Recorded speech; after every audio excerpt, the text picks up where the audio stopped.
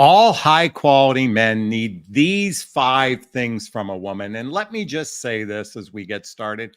Everything I'm going to share about what men need, let me just be clear. This is true for women as well, even though the title is geared for women regarding men. So, what are these 5 needs men have that they need from a woman to have a successful relationship? I think the first thing we have to recognize is to be seen by a human being, to be seen. Now, what does that mean to be seen, to be recognized for who you are? That's looking beyond the surface of the facade many of us are wearing, the mask many of us are wearing, to actually see inside someone's soul. Are they genuinely a good person? Do you recognize a good person when you're looking at them? Do you recognize them? Do you see them? But more importantly, do you accept them for who they are? Do you accept them for who we are?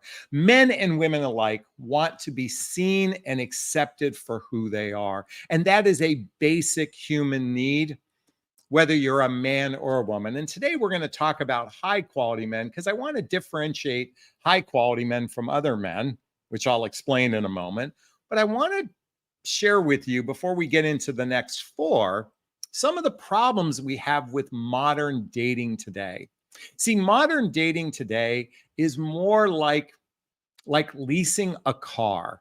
You know, you get to test drive it. Or, well, let's use the analogy of a car. Okay. There are some people that go test drive a car. They go walk into a dealership. They say, hey, I'd like to test drive this car. They test drive the car for, what is it, 10, 15, 20 minutes, maybe even less than that, and then come back to the dealership and say, I'm not interested. Well, that's kind of like our current dating. Sometimes we go out with someone 1, 2, or 3 or 4 times, okay? And then you're like, no, I'm not interested. But you see, what's interesting about test driving the car, it seems like some people test drive the car through like a obstacle course, through a mountainous terrain. This would be those dates that turn into physical sexuality. These are the people that are the serial daters that go from one person to the next. And it seems like we see a huge frequency in this. See, I'm using the car analogy, but let's talk about those people that lease a car, right? This is much like our casual relationships we're experiencing today. See, many people enter into a relationship thinking that it has potential, but it's strictly a casual relationship. It has occasional companionship, occasional connection, occasional sex, without any real deep commitment to it. That's why they lease the car. They're not making the full purchase. And we see so many people in casual relationships. And I think the reason why this happens is many people are just looking for a placeholder in their life, a placeholder. In other words, they want someone to fill the void within themselves.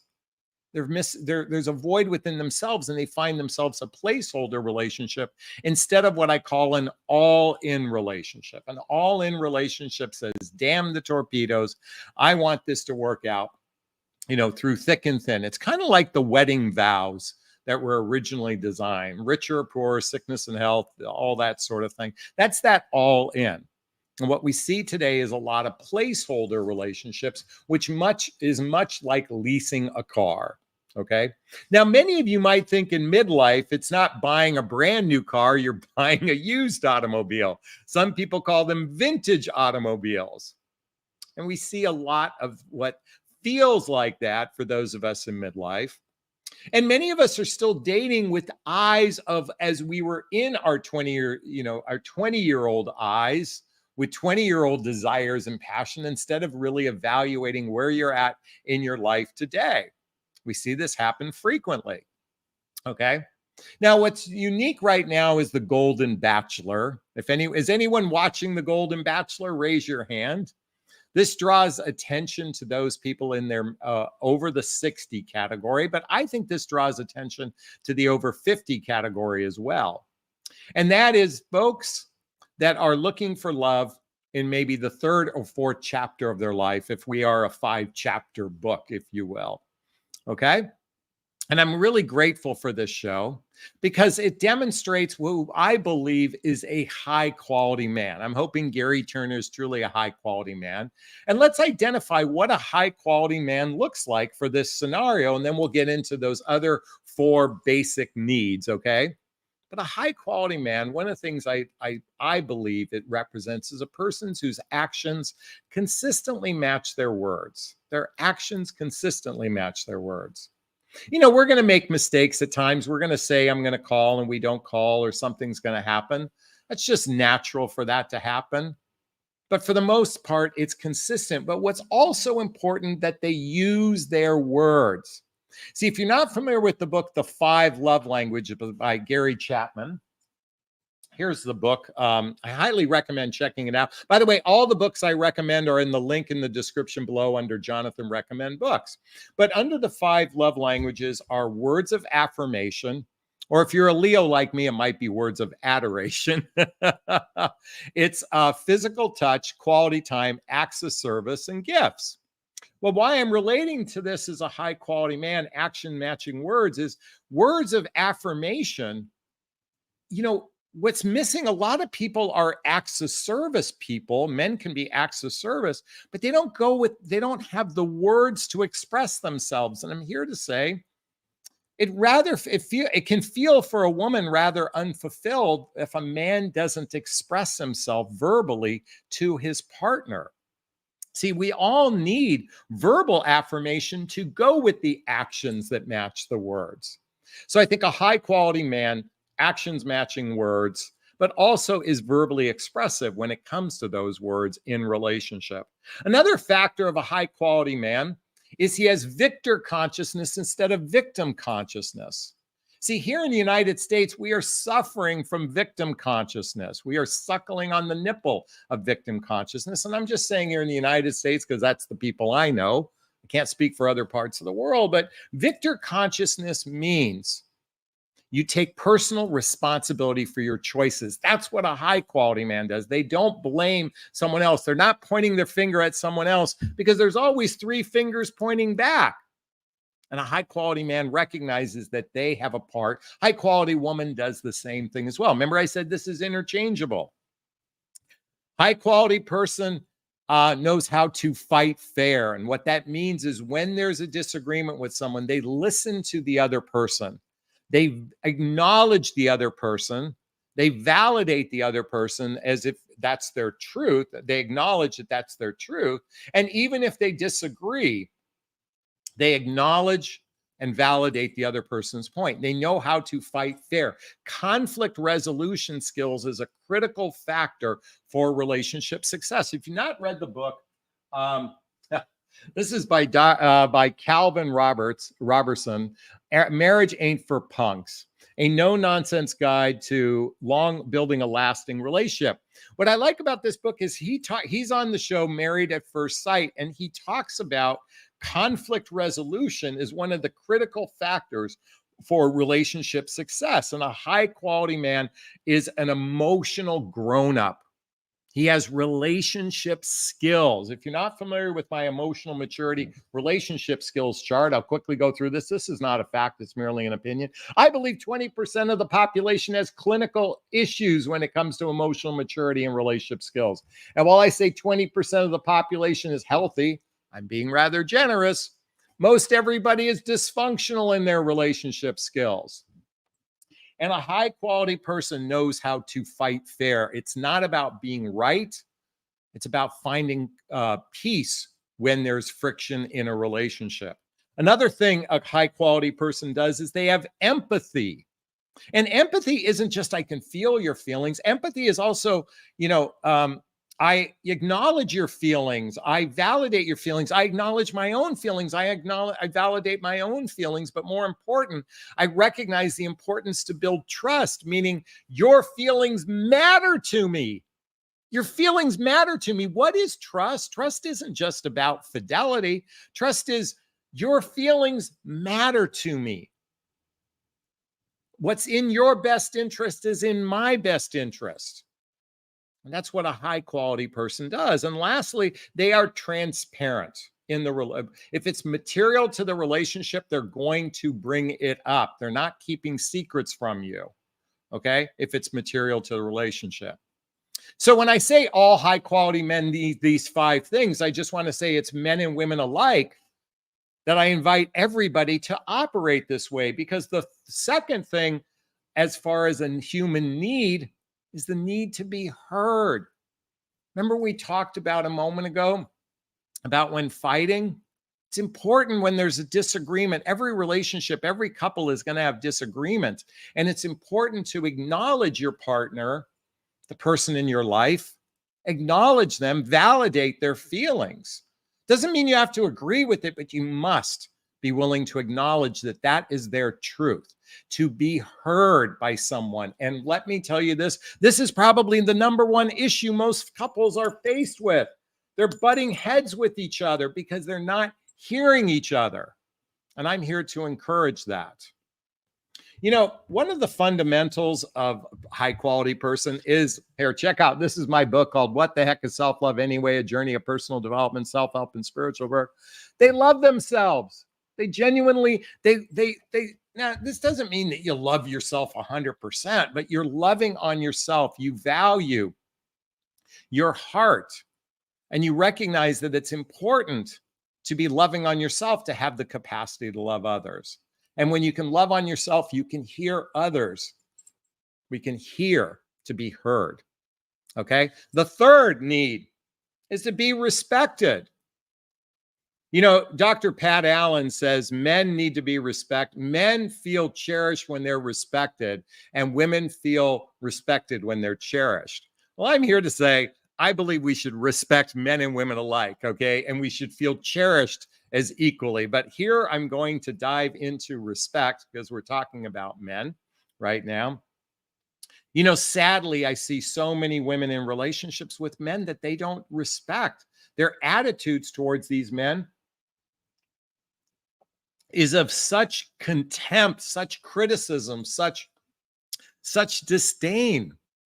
You know, if you can't respect the person you're with, then don't be with that person. You have to find what you respect about this person, because without respect, your relationship is going to wither away. And I see this happening so often. This isn't about you women being controlling and defensive and stonewalling. You're in your masculine energy. That's not what that is. That's just bad behavior. See, if you have to control someone, if you have to be defensive, if you have to fight being right, then you're not really respecting your partner. True partnership is working as a team together. Because the fourth need is to feel safe. And it takes men longer to feel safe emotionally with a woman than usually the other way around, believe it or not. Women tend to need physical safety from a man, but a man needs emotional safety. He needs to know that you've got his back. He's capable of expressing himself, and it's not going to be used against him. And by the way, everything I'm sharing here, this goes both ways. This isn't singular to men. This is women as well. You need all these things. This is a reciprocal conversation between men and women to feel safe. And lastly, and this is the sad thing we're faced with, I think this really feels like a US type of issue. But we're in such a divisive country right now, and a separation of people is happening at an alarming rate, that feeling like you belong somewhere. You know, after the pandemic, people felt so isolated, so alone. And there's this desperate need to belong.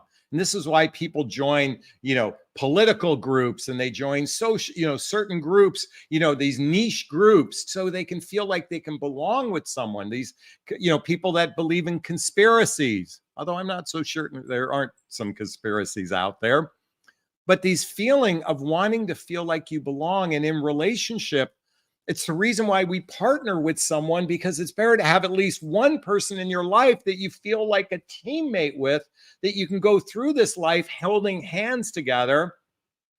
And what we truly hope is to experience some level of love. Well, What is love? I love you. I'm here. You matter. We are important. I've got your back. I'm not going anywhere, and I only want you. What does I'm here mean? That means I'm present. I'm not somewhere else emotionally, mentally, physically when I'm standing in front of you. I am present. And I can tell you something. I've watched couples together that are not present to one another. You matter. Coming back to what I talked about, empathy and trust. Your feelings matter to me. Your best interests are my best interests. That's what you matter means. And the we are important. That means we're collectively a team. We're in it together. We are important. Our relationship is a separate entity. I've got your back. That means when you're down, I'm going to pick you up. If you need me, I'm going to be there for you. I'm not going anywhere. That means I'm fully committed to this relationship. And I only want you. That means I only want to ravage your body. I don't need to be on Instagram or Facebook or some social media to feel the need to get validation from someone else. I only want it from you. And you see, we are dealing with an emotional health crisis here in the United States. And that's one of the biggest problems with dating today, because the number one emotional health issue is I'm not good enough, I'm not lovable, and I'm not likable. And so what happens is many of you are going into the dating marketplace rather clueless on how to be discerning. And if you need some support with that, by the way, there's a link right there to schedule a discovery call with me to see if working with a coach is right for you. It's in the link below. My whole area of expertise is to teach you how to be discerning. Because when we were talking earlier about car shopping, it's not just the car itself, but it's the model car you're shopping. And are you going to a used car lot? Hoping that it's a new car lot. This is where having a coach like myself can help support you. Is this sinking in? Is this resonating? Please let me know. All right, those 5 things men need from a woman. I'm just going to repeat them really quickly. To be seen. And let me rephrase this. 5 things men and women need from each other. To be seen, to be heard, to be respected, to feel safe, and to belong. That's what every human needs. Is this sinking in? Is this resonating? Please let me know if it is. Please post a comment below. I'd like to hear your thoughts. I do my best to read them all. And if you did like this video, please hit that like button. Please share this video. Please subscribe to my channel and hit that notification bell as well. All right, those who know my format, this is the time for Q&A. If you have a question, write the word question in the chat box and then post your question there after, or you can purchase a super sticker, super chat. There's a little $sign in the chat box. All the monies from the super sticker, super chat goes to a scholarship fund in the name of my son, Connor Asley. That's a picture of him right there with his brother and I. That's Colin, his brother. He's my son who passed away 5 years ago. And in his honor, I donate to causes like the Hoffman Process, Insight Institute, and Seeds of Love. And if you're watching the replay, hit that super thanks as well. Let's try to get $50. Let's try to get $50 tonight. Okay. All right. If you have a question, write the word question, then post the question there after. All right. Let's see what we've got in the Q&A board. Jennifer says, what if you feel lovable, dateable, and good enough and still single? Not everyone is insecure, especially in midlife. I am too old to feel insecure. What if? Well, let's take out the word still single, okay? What if I'm lovable, I'm dateable, I'm good enough? Okay, Stuart Smalley. What was that line from Saturday Night Live? Stuart Smalley. Gosh darn it, I love myself. What was that? But simply say, I am lovable, dateable, and good enough. You don't even need to add the still single in the category. Okay, and be proud of yourself for not feeling insecure. By the way, I've yet to meet a human being that doesn't have some insecurities. I am riddled with gazillion insecurities. Okay, I am a human being. I don't know if it's flawed, but I have foibles. I am not perfect. So I've yet to meet the person who doesn't have some insecurities. But maybe you're the exception, not the rule. All right, let's keep going. Miss Flowers is in the house. How long should you wait for a long distance relationship to move? That's a great question. I think let's talk about long distance dating. The question is, how often do you see each other to build trust with someone? Are you seeing each other regularly? I would say if you're going to move, I think you have to have a real strong commitment. I would say maybe even, either moving in together like what I experienced recently, or maybe a engagement ring, some proof that there is a full commitment here from the other person. What that proof is for you, I don't know, but I'm here to say that I wouldn't want to, do a move without some significant agreements with each other and significant proof that this is actually something that has potential. And just remember, two people can move in together like what I experienced, and it still doesn't work out. That's just the nature of life. Okay. But I'm not here to listen. I've always been against long distance dating for most people, because it's usually turns into bubble relationships where it's you get together for occasional sex, occasionally hanging out. And it's a nice filler relationship like what we talked about earlier. I endorse people that are fully serious about taking the long distance to short distance in a very short period of time. I would say within 6 months. That would be my suggestion. All right. Oh, here's one of my Facebook members. I'm good enough. I'm smart enough. And God and doggone it, people like me. I believe it was Stuart Smiley quote from Saturday Night Live. That is exactly it. Thank you so much. All right. Let's keep going here. Def says a silly question. What change to your skincare has resulted for you better coloring on videos? I think there's an app that makes this look a little bit smoother. So I'm going to own that. It's called a touch-up app. All right. Do you ever not date just because you don't feel like it? Yeah. If you're talking about me personally, absolutely. I'm here. Let me just say this. I am open to a relationship with someone, and I'm open to dating someone. I don't want to do cold call dating anymore. The dating apps is what I call cold call dating. It's like going to a telephone book and dialing for dollars. This is what we used to call it in sales. You pick a name, you call them. You pick a name, you call them.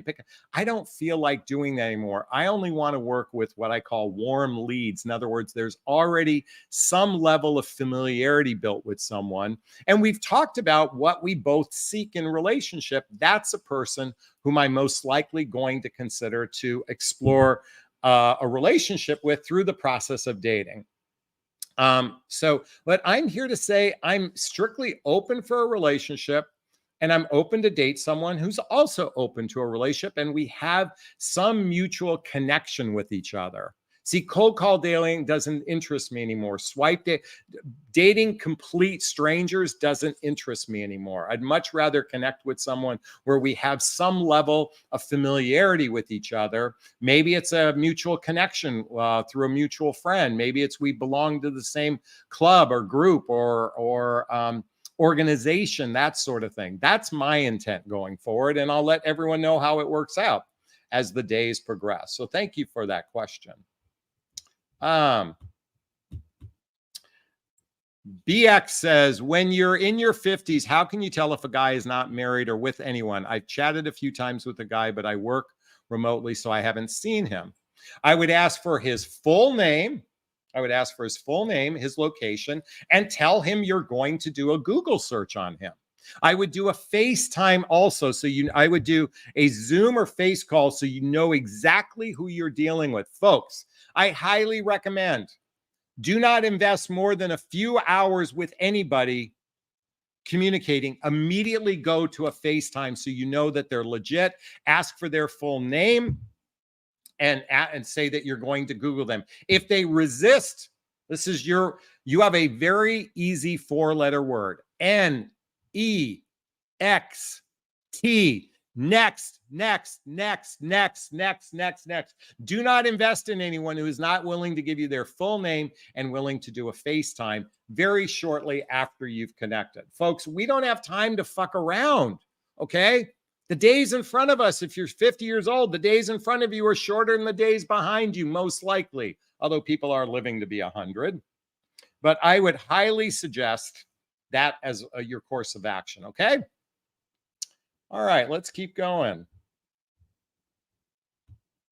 And by the way, if you have any personal questions for me, ask that as well. Oh, and if anyone wants to join the hot seat and speak to me directly, you can click on the link that I just posted if you want to join the hot seat. Melanie is in the house. Do you put both names on the lease? I think if two people move in together in a separate location, they can do that. It depends on who's, I would have a conversation if it doesn't work out, who wants to keep the place, have that conversation, and then choose the person who wants to keep the place and have it in their name. But you can put a lease in both people's name as well. It makes it more complicated if it doesn't work out. Okay. And hopefully you've done this with a person you feel a strong level of trust. This is, it's fascinating. We'll have physical intimacy with someone we barely know, but financially we have to jump through major hoops. Shouldn't we jump through major hoops before we're physically intimate with someone? Shouldn't that be the case? At least it's a conversation anyway. So that's my thoughts on that, Melanie. All right. Susan says, online for women seems terrible. Yes, it's true for men and women alike. By the way, folks, women have this belief that they are superior to men, and men have the belief they're superior to women. You guys are all fucked up, okay? Human beings, men and women alike, I don't care if you have a penis or a vagina or whatever it is, humans are a wreck. We're dysfunctional. It's equal. It is not singular to one gender. That is what the Magic Entertainer says, that is what I do. I work in sales. I only call warm leads. Exactly. Folks, our problem with dating in the last 10 years due to these devices is that we are cold calling, just like a telemarketer calls you.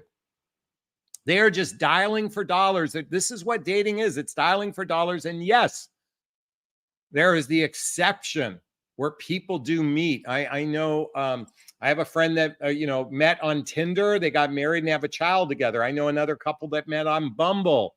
They got married and had a child together. I know couples from eHarmony that met and they had children together. Okay. But I'm here to say it's the exception.